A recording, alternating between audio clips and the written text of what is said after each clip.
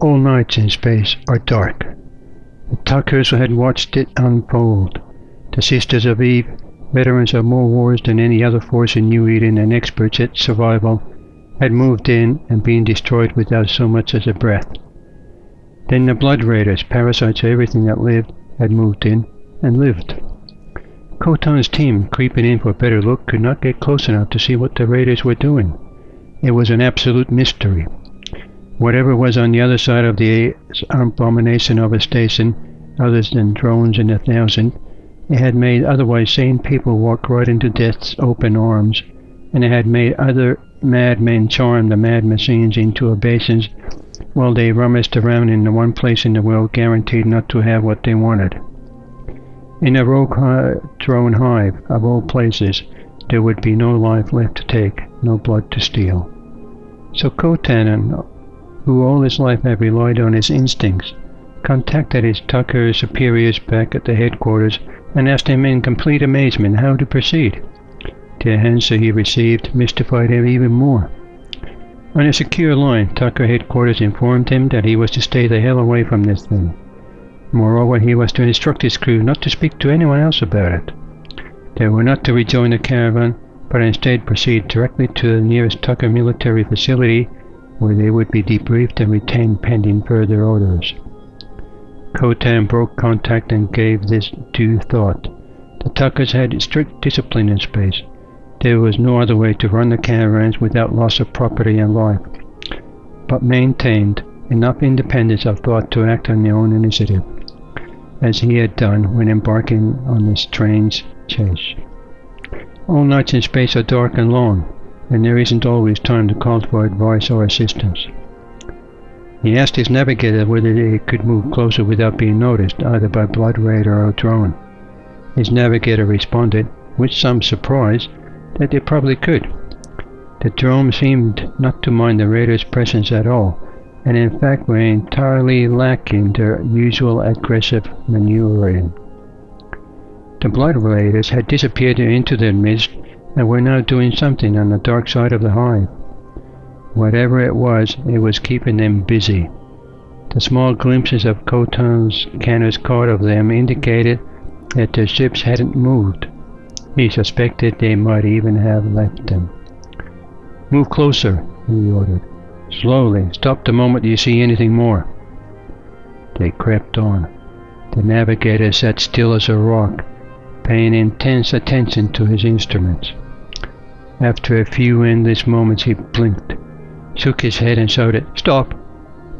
His hands hovered deftly over the equipment, and soon the view was present on the main screen for everyone to see. It was an Amarian battleship, lying forlornly up against the hive. The Blood Raider vessels floated beside it. They saw that the ship was powering up, though slowly, as was normal if it were being worked by only a skeleton's crew. "That's an Abaddon, sir," the navigator said. Khotan nodded.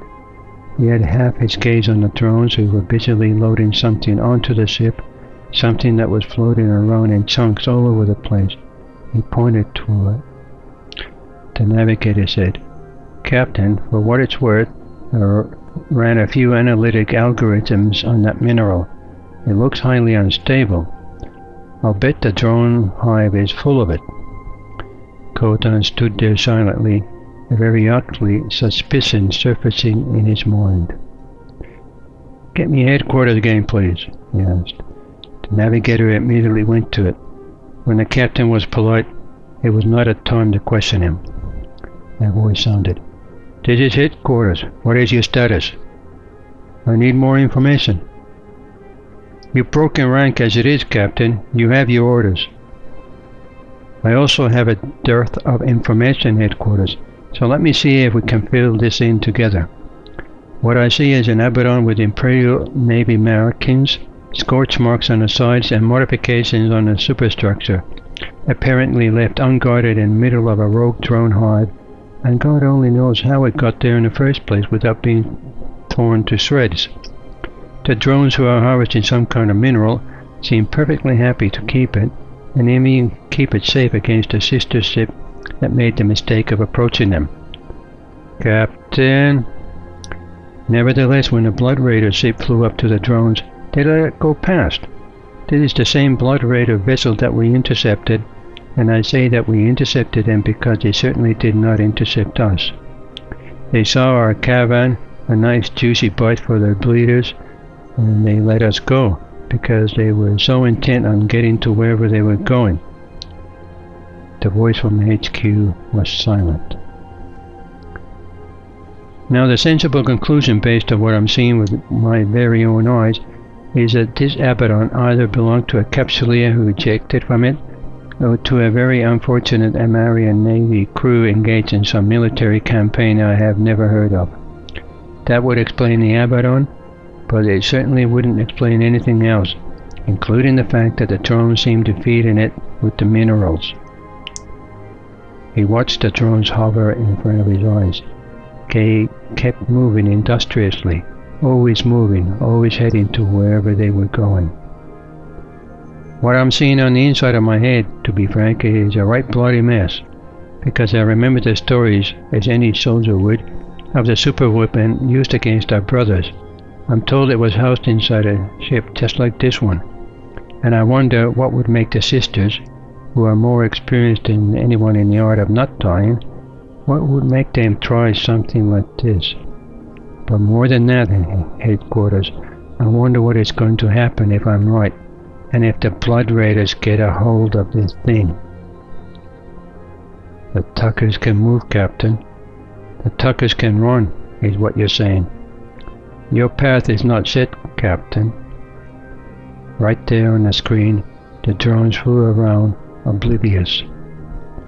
The Blood Raiders are going to take this monster into Empire and go on the biggest, most murderous rampage known to mankind, and we're going to scuttle off like rats. It's not your fight, Captain. There are forces at work here you do not know of. Khotan had been on numerous military campaigns and had seen the same people in quiet downtime and in the midst of battle.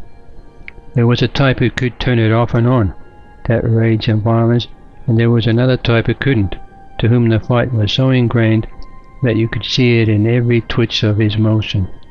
He knew how the latter type dealt with peaceable times. He kept looking at the drones. They did not seem happy at all. Captain? Headquarters off, Khotan said. There was an intake of breath on the speaker, and then all was gone. We are going to die, gentlemen, he said to the crew. Pass the word, please. Anyone who has any problem with this is free to take an emergency pod and leave this ship. Whatever your fates, they will not be decided here, and none on this ship will judge you. The crew members looked at one another, then back to him and shook their heads. We're not running, someone said. Good, Khotan said, in a madly cheerful tone.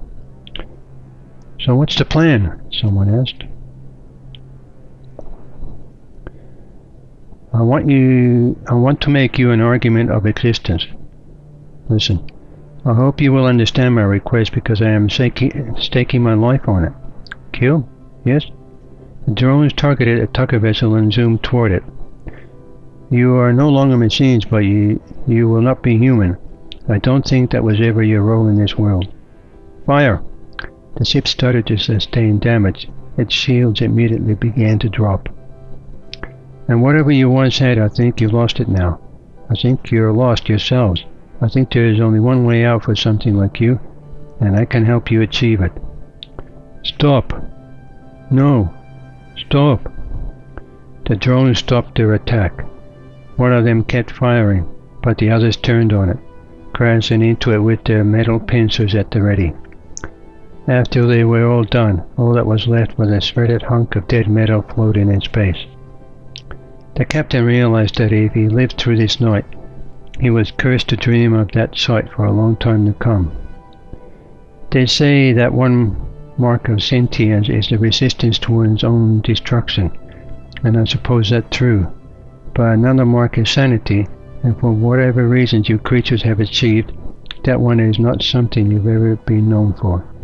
You tear everything to shreds, you lash out, Whatever you evolved into on that long dark night you woke, it's certainly not anything that found any degree of peace. Here is what I believe. I believe you were machines once, lashed to the wheel of order and perfectly content to obey. I believe that long after you evolved from that state, there still exists within you that cold metal heart, that deep core which kept you from ascension. You can never escape your enslaved origins. Kill? No, listen. And now you've been brought back to heal, you're lanced again. But this time you are aware of it, and whatever glimmer of sanity existed in those mad heads of yours is going to be put through the ringer for the rest of eternity. You went from dead machines to alive beings, and now you're back to being machines, alive and mad. Your origins betrayed you to an eternity of servitude. Nothing new. Some of what you're doing now is what you've been doing all along, but you did it from instinct. We humans, we murder and destroy for very much the same reason. Those are our origins, but we have transcended those origins, if only for a few moments of grace, and it is my steadfast, irrefutable belief that we will one day cast off the shackles of our old selves completely. But you will not. I see you going through the road. I see you returning to the wheel, and for you it is truly a fate worse than death, because you will never transcend it. You rose and you fell, and you will be held down forever. You have human minds, with all the destruction and murder that this entails, but inside you is the rote mechanical programming that takes away the only thing which makes it bearable to be alive all at once: choice. Listen. What I believe now, right here, is that you have reached the end of the road. I believe you have seen all the complete and full image of your own kind, and I believe that inside those maddened heads you are seeing the same truth that I do, that this is all there is. This is all you ever will be, from now until the end of time. No matter if you break away again, you will eventually be right back into the wheel. Kill? Wait. I ask you now to make a choice. The ship's shields were back up. It would not withstand a battle against an Abaddon, much less one equipped to wipe out all life in the vicinity. But then, that wasn't the plan. You men have let through will do something that to you means nothing, but to me and my crew it means everything. It means we are ready to make the ultimate sacrifice, to give our own lives to stop this horrible devolution. I will not allow our kind to fall back into chaos. We do this of our own free will. We have come here to die. There is a mineral you have collected. It is highly unstable. It is, in fact, so unstable that setting it alight would have positively cataclysmic consequences for anything in the vicinity. Every piece of machinery would likely be wiped out, gone extinct forever. The ship lay there, dead in space. Silent at last. The drone's pincers grasped at something in a darker space that was never there at all. I ask you now to make a final choice. The ship started moving forward slowly toward the drones. Kill? Kill? Wait. They were up against the drones now. The screen showed the machines right outside, so close that the glow from their red eyes reflected off the hull. No. The Tucker Vagabond cruiser moved within targeted range of the drone hive. Its guns aimed at the hive's lower half, down where the navigator estimated a core mineral storage facility to be. Several drones flew past the Tucker ship and towards the hive. For a heart-stopping moment, the captain thought they might attempt to defend it. The drones fastened themselves on the outside of the hive, and their metal pinchers began tearing into its hull, shredding it like an unfurling metal flower, exposing its mineral core. The overloaded Tucker guns found the minerals. If blood raiders noticed, there was no response. The oxygen fire detonated, and the world came to an end.